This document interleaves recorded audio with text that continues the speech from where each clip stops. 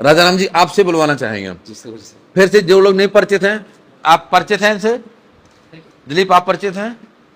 हमारे बीच प्रियम जी भी बैठे हैं, दिलीप जी भी, ये भी एक्टिव रहते हैं काफ़ी। हमारे अभी तिवारी जी आए हैं, दिवाकर जी, ये भी सोशल मीडिया पर काफ़ी लिखते हैं। राजाराम जी हमारे गढ़वा के ही हैं, इनके 37 लाख फॉलोवर हैं यूट्यूब पर। और मुझे लगता है गढ़वा के किसी व्यक्ति के लिए ये गर्व की बात है। बड़ा टफ है, बहुत और देखिए किसी चीज में डेडिकेशन, इसको भी देखिए प्रोफेशनल देख के आपको लगेगा कि प्रोफेशनल भी आए हैं, तो अपने साथ भी अपना कैमरामैन लेके आए हैं। तो ये एक नशा होता है, और मैं जानता हूं कितना टफ होता है, इसमें बहुत कंसिस्टेंट होने की आवश्यकता होती है।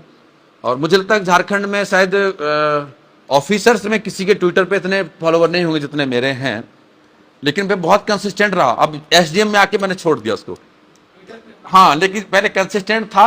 तो कभी किसी किसी मेरे ट्वीट पर 1-1 मिलियन व्यू आते थे, और नहीं तो मान लो 5 लाख 7 लाख, तो अब देखते होंगे 5 लाख 7 लाख तो व्यू सब में आते थे। मतलब कि एक अखबार किसी के पास 10,000 रीडरशिप नहीं है, किसी अखबार के पास, बड़े से बड़ा अखबार के पास, वो लोकल तक छपता है, बस 5,000 3,000 ऐसे अखबार बिकते हैं। अगर मेरा एक चीज डालने पर अगर वो 5 लाख लोग देख लेते थे तो बड़ी चीज थी। हालांकि एसडीएम जब से बना तब से मेरा नुकसान होगा, मैं उसमें टाइम नहीं दे पा रहा हूँ, और कोई दिक्कत नहीं, लेकिन आज बना हुआ है ना, जब शुरू करेंगे तो फिर वो चल जाएगा।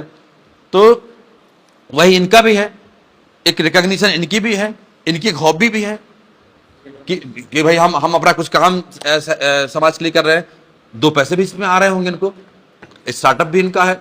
तो ये भी एक यूथ आइकन है। हम तो इनसे कहें कि हम आज हम कहे थे कि हम कोशिश करेंगे कि हम अपने जिले का जो है सोशल मीडिया ब्रांड एम्बेसडर आपको बनाएं। तो अभी बात रखेंगे आपकी हम डी साहब के पास में, क्योंकि मेरे स्तर से तो मैं तो अनुमंडल क्षेत्र का हूँ, लेकिन डी साहब से बात करेंगे।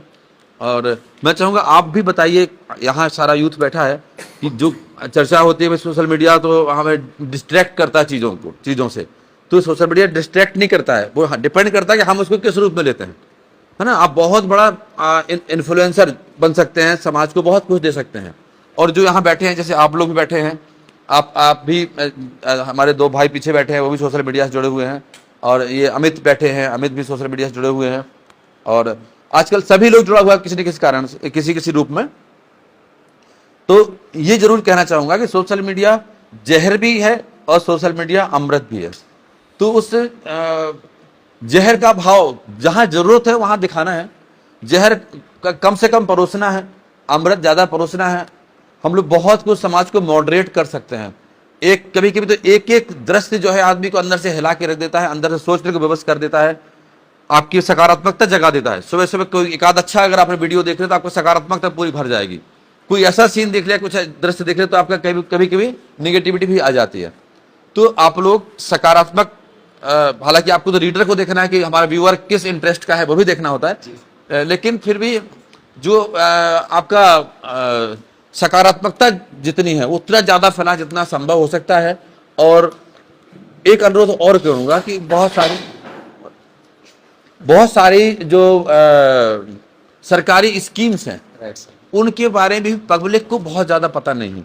तो हम लोगों से डाटा लीजिए, आप कभी कभी उनके बारे में बताइए। जैसे बहुत किसानों को नहीं पता होगा कि सिर्फ 1 रुपए के बीमा कराने से उसकी पूरी फसल बीमित हो जाती है। या बहुत किसानों को नहीं पता होगा कि उनको सोलर पंप जो मार्केट में 5 लाख 10 लाख 15 लाख का होता है, वो ऐसे ही लगभग मिल जाता है, या लगभग ना के बराबर में मिल जाता है। इसी प्रकार से बहुत लोगों को नहीं पता है कि अगर घर में परिवार में किसी को गंभीर रोग है तो उसको 5 लाख रुपए तक का गंभीर रोग नहीं, आयुष्मान के अलावा, आयुष्मान तो है ही, आयुष्मान से तो सब कवर है, लेकिन उसका भी खर्च हो गया पूरा, मान लो आयुष्मान का कोटा, इसके बाद भी आपको 5 लाख से तक का पैसा अलग से मिल सकता है। वो एक्सटेंड भी हो सकता है, वो 5 लाख 10 लाख भी हो सकता है, 20 लाख भी हो सकता है। तो ये लोगों को नहीं पता। तो ऐसे कभी कभी एक स्कीम का जरूर लेके हमसे या डीपीआरओ से लेके वो भी कभी कभी जरूर डालिए, क्योंकि हम अगर कोई अखबार में ऐड देते हैं तो हमें नहीं पता उसको कौन पढ़ता है। लेकिन आपके अगर यूट्यूब पर या फेसबुक में आता है, उसमें बाद में अगर दिखता है कि इसमें 1.5 लाख व्यू हैं, इसके मतलब 1.5 लाख ने देखा है वो, तभी उसे 1.5 लाख व्यू आ रहे हैं। अदरवाइज हमारा अखबार उतना सक्षम नहीं है, हम एकदम फ्रैंकली बोले। तो इन चीज़ों को भी, ऐसी बहुत सारी स्कीम्स हैं, मान लीजिए यूथ के लिए भी है।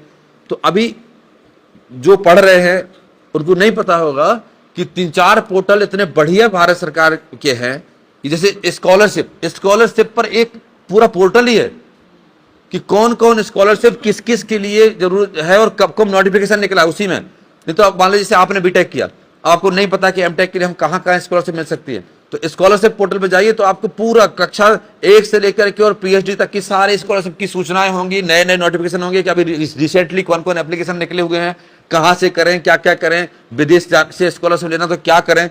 तो ये जैसे कल स्कॉलरशिप पे आपने लगा दिया तो बच्चों को लगेगा कि अच्छा सोशल मीडिया पे जाने पे हमारा टाइम बर्बाद नहीं हुआ, कुछ हमने देखा है। मान लीजिए इंटर्नशिप, जैसे आप जब बीटेक कर रहे होंगे तो आपको लगा हो कि हम इंटर्नशिप हमें बीएचईएल से मिल जाए। कौन ट्रेड थी आपकी?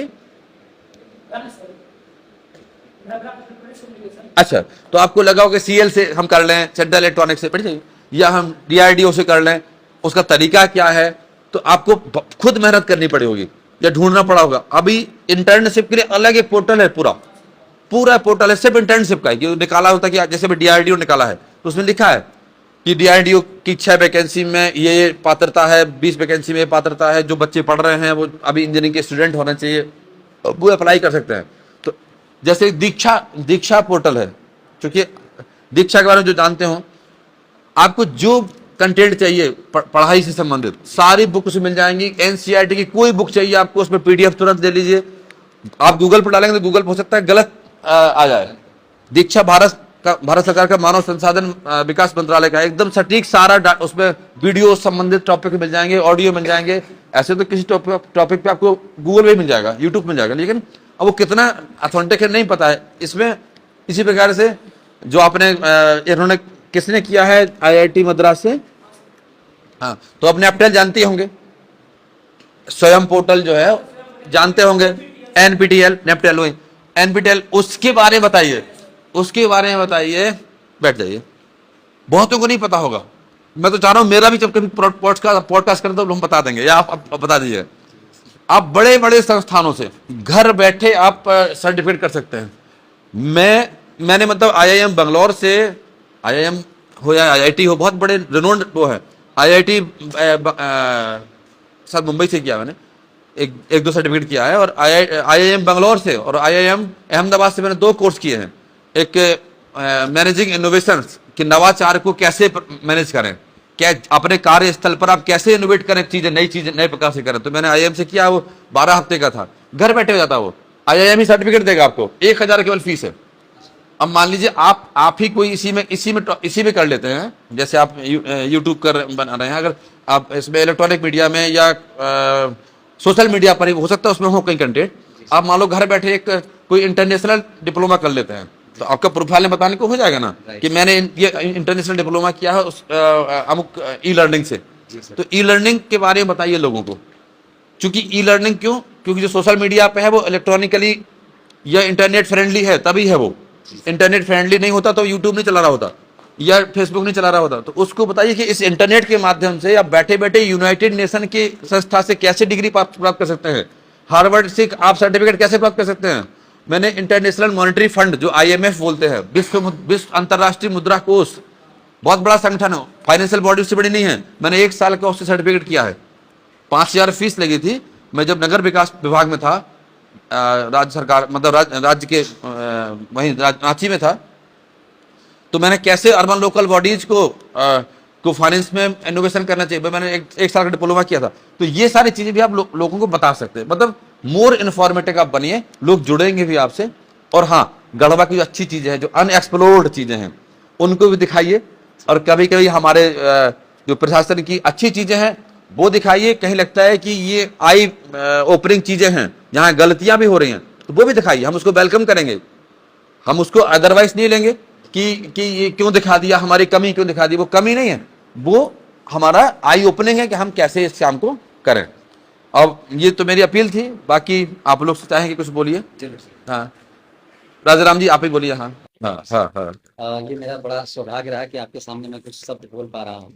और मैं अपना पहले परिचय दूँ, जरूर जरूर। और उसके बाद आपने जो मुझे बहुत सारी अच्छी गाइडलाइंस दी, मुझे ये चीज़ें कवर करनी चाहिए। Thank you. तो सबसे पहले मैं आप सभी को प्रणाम करना चाहूँगा, छोटों को नमस्कार करना चाहूँगा। मेरा नाम राजा राम प्रसाद हुआ। मैं आप ही के क्षेत्र गढ़वा जिला से बिलोंग करता हूँ। मैं रमना से हूँ और मैं पिछले 9 सालों से यूट्यूब पर as a social media influencer work कर रहा हूँ। और मैं अभी तक अपना ऑडियंस कहें या फिर सब्सक्राइबर कहें या फिर फैमिली कहें, वो मैं अभी तक 3.7 मिलियन, जो कि 37 लाख होते हैं, वो मैं बिल्ड कर चुका हूँ। और बहुत बढ़िया है। मैं जैसा कि सर ने कहा कि आपको ये कुछ इम्पोर्टेंट सरकारी जो स्कीम्स होती हैं, सरकारी जो पोर्टल्स हैं, उनके बारे में कवर करना चाहिए। तो इसके बारे में सर मैं एक्चुअल में प्लानिंग कर ही रहा था वाह वाह, कि क्या बात है। डीसी सर से अगर मुलाकात हो जाती नहीं नहीं, आज चलेंगे ले चलेंगे आप। और